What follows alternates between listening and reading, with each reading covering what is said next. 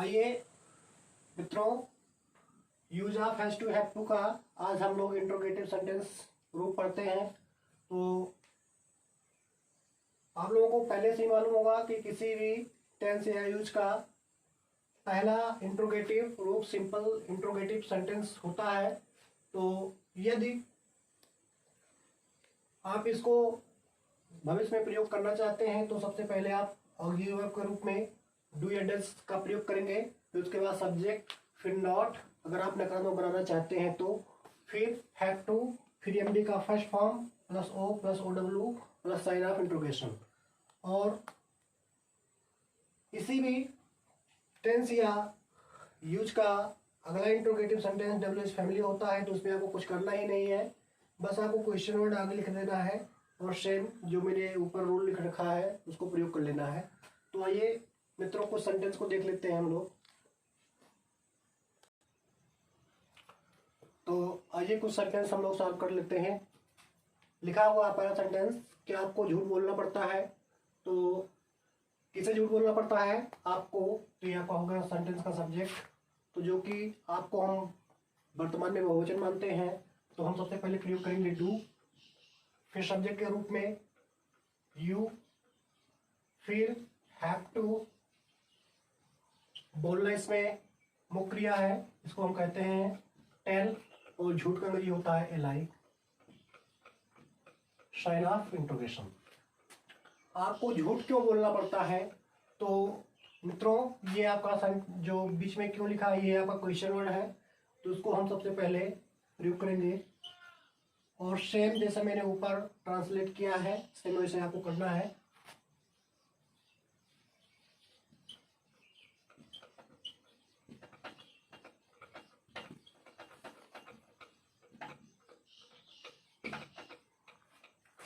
अगला सेंटेंस देखते हैं, क्या सुरेश को दवाई खानी है। तो सेंटेंस आपका क्या से स्टार्ट है, सुरेश उसमें सब्जेक्ट हुआ, जो कि नाम आपका मैंने आपको पहले बता दिया है कि नाम आपका हमेशा एकवचन में रहता है।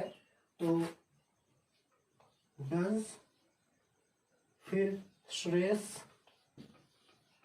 और एक चीज मैं आपको क्लियर कर दूं, चाहे सब्जेक्ट आपका एक वचन रहे चाहे बहुवचन रहे, सबके साथ आपको हैव टू का ही प्रयोग करना है। Have to. दवाई लेना का अंग्रेजी होता है प्रथम रूप में टेक का मतलब लेना, और दवाई को हम अंग्रेजी में कहते हैं मेडिसिन।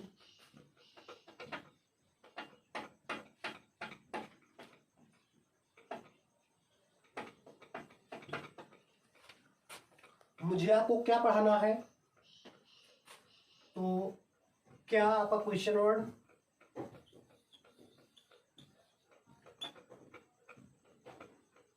मुझे आपका सेंटेंस का सब्जेक्ट है what do, subject I, have to, पढ़ाना का प्रथम रूप teach, you.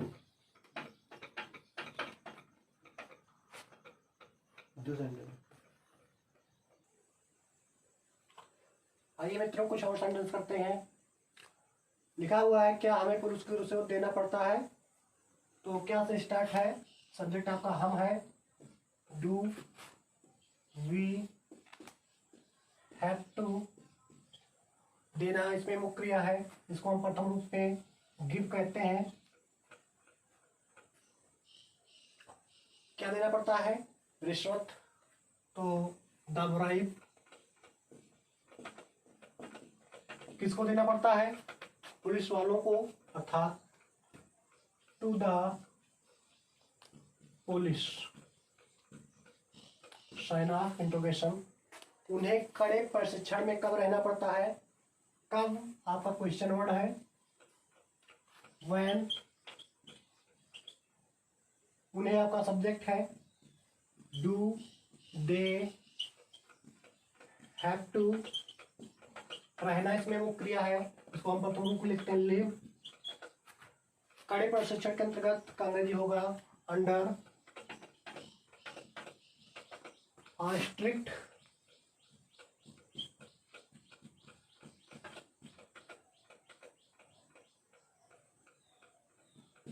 Training sign of interrogation. तो पूरा नाम हो गया when do they have to live under a strict training sign of interrogation. उसे इतना कैसे सोचना पड़ता है, तो कैसे आपका क्वेश्चन वर्ड हाउ। उसे लग रहा है कोई लड़की है, एक वचन में है, सी हैव टू, सोचने का प्रथम रूप होता है थिंक, इतना ज्यादा अंग्रेजी हो जाता है so much sign of interrogation. Last है मित्रों, क्या महिमा को कुछ भी करने से पहले काफी सोचना पड़ता है। तो क्या से स्टार्ट है, महिमा आपका सब्जेक्ट हुआ, नाम हम आपका हमेशा एक वचन में रहता है मित्रों, इस बात को हमेशा आप माइंड रखिएगा।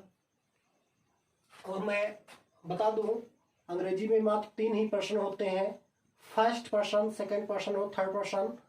आई और बी आपका फर्स्ट पर्सन होता है, और अपने माँ बाप का इकलौता लड़का यू सेकंड पर्सन होता है, और दुनिया की बाकी बची हुई सारी चीज़ें थर्ड पर्सन में आती हैं। तो मैं आपको बता दूं, यहाँ पर हमें पर्सन से कोई लेना देना नहीं, हमें सब्जेक्ट से मतलब है। यदि आपका सब्जेक्ट सिमिलर होगा तो डज का प्रयोग कीजिएगा, यदि बहुवचन होगा तो डू। और आप लोग काफ़ी समझदार हैं, मेरी बातें आप लोगों को समझ में आ चुकी होंगी। तो लास्ट सेंटेंस है, इसको भी सॉल्व कर लेते हैं मित्रों।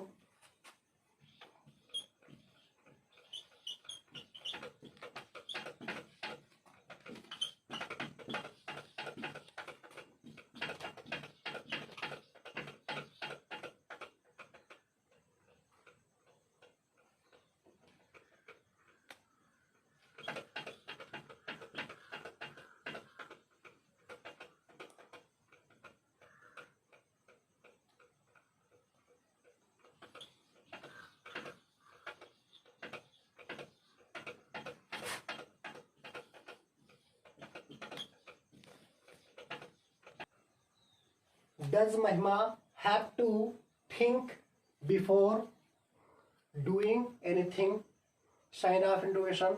आज के लिए इतना ही, तब तक के लिए नमस्कार, मिलते हैं अगली वीडियो में।